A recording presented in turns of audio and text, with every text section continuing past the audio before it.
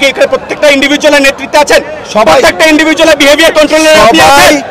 আপনি এখানে প্রত্যেকটা ইন্ডিভিজুয়ালের বিহেভিয়ার শান্তিপূর্ণ অবস্থান, আপনার ইনস্ট্রাকশন 100% ফলো করবে। এখানে এখন আপনি সেটি এখানে দাঁড়িয়ে আছি আমি কোনো আমার নিজের ব্যক্তিগত মতামত অভিনয় কিছু দেওয়ার জন্য প্রধান বিচারপতি পদ থেকে নীতিগত সিদ্ধান্ত নিয়েছেন। আর কি চাচ্ছে দেখুন।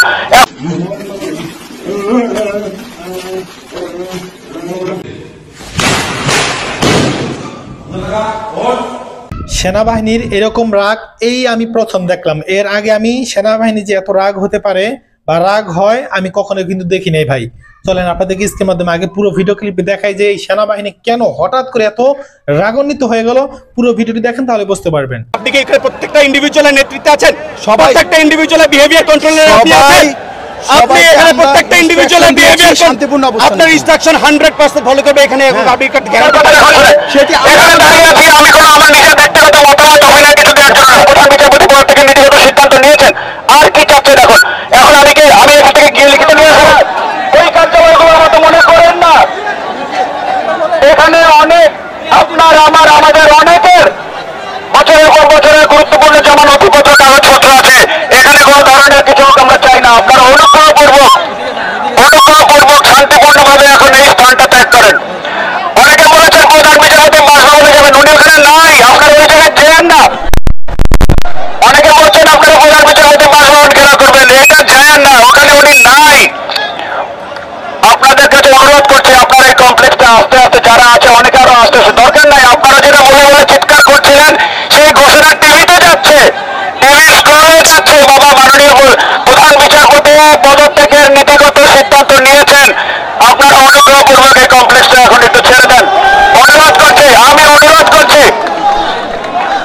অনুরোধ করছি আপনারা আপনাদের সম্মানটা বজায় রেখে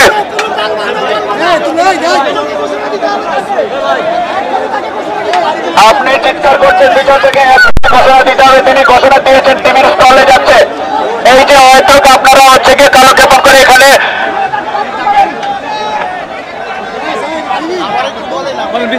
বিস্তারিত বলেন একটু।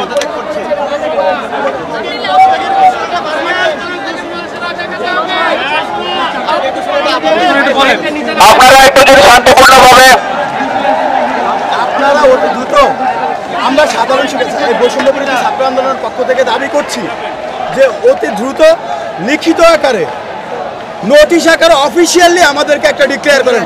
কারণ মৌখিক আশ্বাসে বিগত দিনে অনেকবার আমরা ধোঁকা খেয়েছি, যার ফলে এই মৌখিক আশ্বাসে আমরা রাস্তা রাখতে চাই। আমরা যে বৈষম্যের বিরুদ্ধে লড়াই করেছি, এই যে অন্যায়ের বিরুদ্ধে আপসহীন লড়াই করেছি, আমরা যেটি চাচ্ছি যেটি হবে একেবারে পরিষ্কারভাবে স্পষ্টভাবে আমাদেরকে ঘোষণা করতে হবে। তাই আমরা আপনাদের মাধ্যমে দাবি জানাচ্ছি যে এটি যত দ্রুত সম্ভব অফিসিয়ালি এটি কাজ সেটি এখানে দাঁড়িয়ে আছি আমি কোনো আমার নিজের ব্যক্তিগত মতামত অভিনয় কিছু দেওয়ার জন্য। রাষ্ট্রের একটা গুরুত্বপূর্ণ স্থাপনা, এটা নিরাপত্তার দায়িত্ব আমাদেরকে দেওয়া হয়েছে। আপনারা সেটাকে চোখে মুখে ফেলেছেন। আপনাদেরকে যে দাবির কথা আপনারা বলছেন আমি বলছি যে টিভিতে অলরেডি শো যাচ্ছে, কিন্তু আপনারা এলাকাটাকে ঝুঁকিপূর্ণ করে ফেলেছেন। আপনারা 10 জন আসছেন, আপনারা সঠিক নিয়তে আসছেন, একজনকে দরকার। আপনারা অনুগ্রহ করে এই রাষ্ট্রের গুরুত্বপূর্ণ স্থাপনাটা আপনারা শান্তিপূর্ণভাবে ছেড়ে দেন। আর আপনি যেটা বলছেন আপনারা এই গত 3 দিনে 4 দিনের কার্যক্রম আপনারা দেখছেন না, টিভিতে যে স্ক্রল গিয়েছে যে মাননীয় প্রধান বিচারপতি পদ থেকে নীতিগত সিদ্ধান্ত নিয়েছেন। আর কি চাচ্ছে দেখুন। এখন আমি এখান থেকে গিয়ে লিখিত নিয়ে আসবো। আপনি অনুগ্রহ করে আমাকে আমার দায়িত্বটা পালন করতে দেন। মহলে জানান, আমাকে আমার দায়িত্বটা পালন করতে দেন। আপনি এখানে বসে উপর মহলে জানান, আপনি এখানে বসে এখানে এভাবে করেন না, কার্যক্রম চলছে, আছে। আপনি অনুগ্রহ করে জায়গাটা ছেড়ে দেন ভাই। আমরা তো শান্তিপূর্ণ অবস্থান করতেছি স্যার, আমরা তো বিশৃঙ্খলা করতেছি না। আপনি শান্তিপূর্ণ অবস্থান করতেছেন, আমি কি বলেছি? আপনারা এখানে কতজন আছেন? আপনার কয়জন দরকার? আপনি কি এখানে প্রত্যেকটা ইন্ডিভিজুয়ালের নেতৃত্বে আছেন? প্রত্যেকটা ইন্ডিভিজুয়ালের বিহেভিয়ার কন্ট্রোলের আপনি আছেন? আপনি এখানে প্রত্যেকটা ইন্ডিভিজুয়ালের বিহেভিয়ার শান্তিপূর্ণ অবস্থান, আপনার ইনস্ট্রাকশন 100% ফলো করবে। এখানে এখন আপনি গ্যারান্টি দিতে পারেন? বিগত দিনে আপনি গ্যারান্টি দিতে, আপনি অনুগ্রহ করে যেটা চেয়েছেন সেটা তো হয়েছে। আপনারা আমার কাজটা আপনারা সহযোগিতা করছি, সেজন্যই তো আমরা বলছি তো এখন আমরা সহযোগিতা চাচ্ছি। আমি তো সেই সহযোগিতায়, এখন আপনি আমাকে সহযোগিতা করেন। বিশৃঙ্খল পরিস্থিতির দায়ভার তো এই বিচারপতিকে নিতে হবে, ওনাকে নিতে হবে। এই অফিস কোনো দোষ করেছে? এই ভবন, এই অফিস কোনো দোষ করেছে? আপনারা বিল্ডিংটা ছেড়ে সামনে যান না। এখন আপনার যদি তার জন্য অপেক্ষা করতে হয় আপনার এই ফিল্ড কমপ্লেক্সের সামনে গিয়ে অপেক্ষা করেন, সামনে গিয়ে অপেক্ষা করেন। কতক্ষণের মধ্যে আমরা অফিসিয়ালি ডিক্লারেশনটা পাবো এটা আমরা একটু জানতে চাই প্লিজ। আসছে আপনারা যান, আপনার অনুগ্রহ করবে এই কমপ্লেক্স থেকে বাইরে যান, একটু বাইরে থেকে যান, অনুরোধ করছি। এখন আপনি এখন নেতৃত্ব দেন, দেখি আপনার যদি এতই কন্ট্রোল থেকে টেক দেম 200 ইয়ার্স অ্যাওয়ে। সেই জন্যই তো আপনাদের সহযোগিতা চাচ্ছি। বলেন আপনি টেক দেম 200 ইয়ার্স অ্যাওয়ে, ওখানে গিয়ে অপেক্ষা করেন, ওইখানে গিয়ে আপনারা করেন তো আমাদের নিরাপত্তা নিশ্চিত, ওইখানে গিয়ে অপেক্ষা করেন। এরপরে যদি মনে হয় যে না আপনার সেখানে আপনি অপেক্ষা করছি আমরা, আপনারা একটু বাইরে যান, আমি বলছি কমপ্লেক্স থেকে একটু দূরে যান। কমপ্লেক্স থেকে আপনারা এখন আপনার অর্গানাইজেশনের ক্যাপাবিলিটি দেখান, আপনার লিডারশিপ কোয়ালিটি দেখান, অনুগ্রহপূর্বক এই কমপ্লেক্স থেকে বাইরে নিয়ে যান একটু।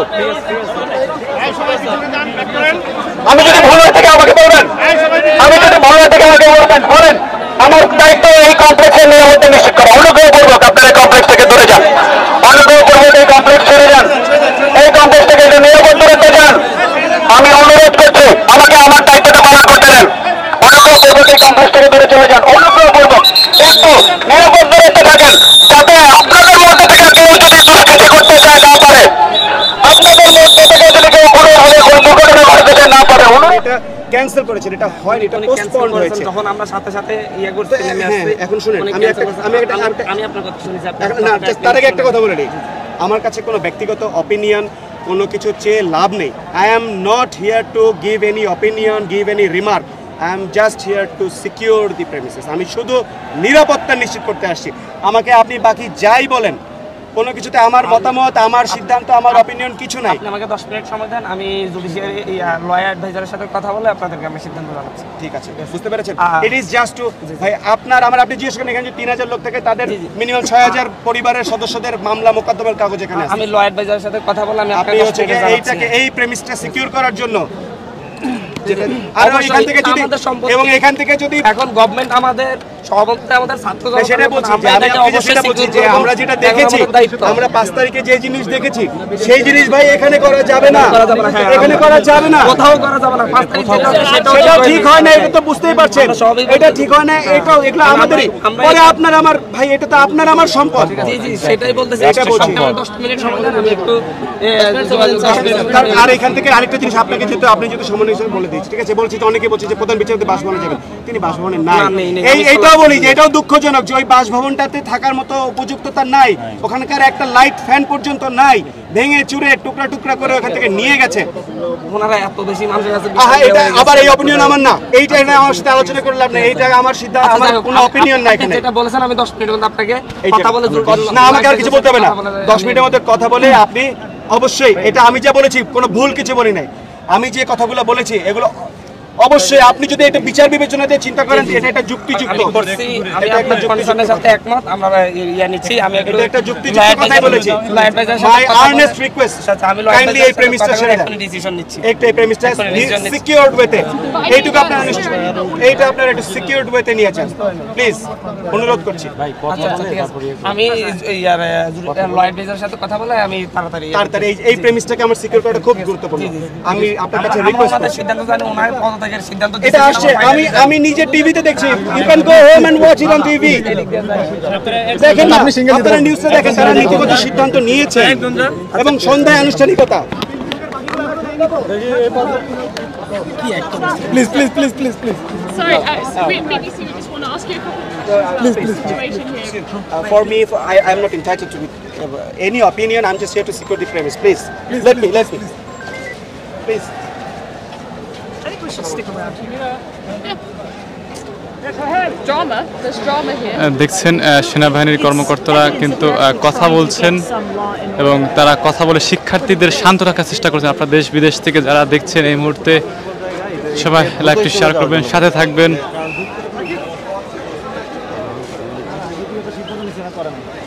সাবস্ক্রাইব করে সাথে থাকবেন।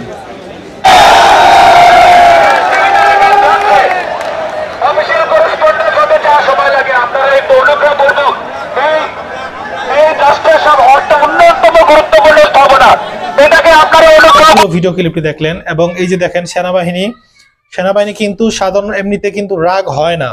পুলিশ প্রশাসন এই যে দেখেন মানে প্রথম যে ছেলেটা যে পরিমাণ মানে পুলিশের সাথে তর্ক বিতর্কে মুখোমুখি তর্ক করেছিল, এখানে যদি সেনাবাহিনী না হয়ে পুলিশ প্রশাসন হইতো এতক্ষণে মনে হয় কলারটার থাবা দিয়ে ধরে ফেলতো। একেবারে আমি 100% শিওর যে কলাটা থাপা দিয়ে ধরে ফেলতো, কিন্তু মানে সেনাবাহিনী কতটা ধৈর্যের পরিচয় তিনি দিলেন, মানে কি বলবো, বলার কোনো ভাষা রাখি না ভাই। সেনাবাহিনী আসলে সেনাবাহিনী একটা সময় মানুষ অনেক সম্মান করতো, কিন্তু মাঝখানে একটু 2 নম্বরই করেছিল, যদিও মানে যে কোনো কারণে যাক, ওইদিকে কোন কারণে সেটা বলা দরকার নাই। কিন্তু এখন আলহামদুলিল্লাহ সেনাবাহিনী, বাংলাদেশ সেনাবাহিনীর উপর সাধারণ মানুষের, জনগণের 100% আস্থা ভরসা আছে, কিন্তু 100%, 1% 2% বললে হবে না, 100% কিন্তু ভরসা আছে। তো এভাবেই আমরা আশা করি সেনাবাহিনী সাধারণ মানুষের পাশে থাকবে। পুলিশ প্রশাসন তাদেরকে গালি দিয়ে লাভ নেই ভাই, তারাও কিন্তু ভালো মানুষ, কিন্তু তারা গোলাম হয়ে গিয়েছে, তাদেরকে গোলাম বানিয়ে ফেলেছে, মানে তাদেরকে গোলাম বানিয়ে ফেলেছে, করার কিছু নেই। এখানে সেনাবাহিনীকে মানে পুলিশ প্রশাসনকে দোষ দিলে ভাই ভুল হবে, কারণ তারাও তো মানে তাদেরও তো একটা জীবন আছে, কিন্তু হয়তো একটু চাট্টকরিতে বেশি করছে। কিন্তু এই যে যা অতিরিক্ত কিছু করছে ওগুলো তুলে এখন ধরলাম না, অন্য একটা সময় ভিডিওতে তুলে ধরবো, সব পুলিশের কুকর্মগুলো তুলে ধরবো। তো এখন না, যাই হোক, এখন আর কোনো কথা নয়। সেনাবাহিনীকে, বাংলাদেশ সেনাবাহিনীকে ধন্যবাদ। বাংলাদেশ সেনাবাহিনী যদি এই মানে সত্যের পক্ষে থাকে, এই বাংলাদেশটা সোনার দেশে পরিণত হয়ে যাবে ইনশাআল্লাহ, অল্প মাত্র 3-4 দিনের মধ্যে। মানে আমার মনটাই কিরকম যেন লাগে, মনে হয় যেন কি যেন পেয়ে গেছি, মানে কিরকম যেন এত ভালো লাগা কাজ করে। কেন কাজ করার লাগে আমার জানি না, আমার কিন্তু কিছু হয় নাই, আমার 2 টাকা দেও নাই, আমি ভাই কিছু করিও নাই ভাই, কেন জানি এত ভালো লাগে, কেন জানি না আমি ভাই। তো যাই হোক, বাংলাদেশ সেনাবাহিনীর জন্য রইল শুভকামনা, তাদের দীর্ঘ ন্যাক হায়াত কামনা করতেছি, আল্লাহ যেন তাদেরকে ন্যাক হায়াত দান করেন, আল্লাহুম্মা আমিন। জনতার ধাওয়াকে সাঁতরে পালালেন পৌর মেয়র। হ্যাঁ, ঠিকই শুনতে পাচ্ছেন, যমুনা টিভি নিউজ করেছে, আপনারা ভালো করে দেখেন। এই যে কয়েকটা বছর ক্ষমতা পাওয়ার পরে একজনকে ঢাল বানিয়ে যত প্রকার অপপ্রচার, যত প্রকার জুলুম, যত প্রকার মানুষকে হেনস্থ করা যায়, সেটা কিন্তু একদল মানে নরপিচাচ গুলো করেছে। আর এখন দেখেন অবস্থাটা কি, সামান্য একটা সরকারি কর্মকর্তা, তাদের সাথে কথাই বলা যায় না, তাদের কথাই বলার সুযোগটা দেয় নাই ভাই। বিশ্বাস করেন, এত পরিমাণ চাঁদাবাজি, এত পরিমাণ যা মনে চাইছে সেটা তারা করছে, এত পরিমাণ জোর জুলুম তারা করছে কয়েকটা বছরের মধ্যে।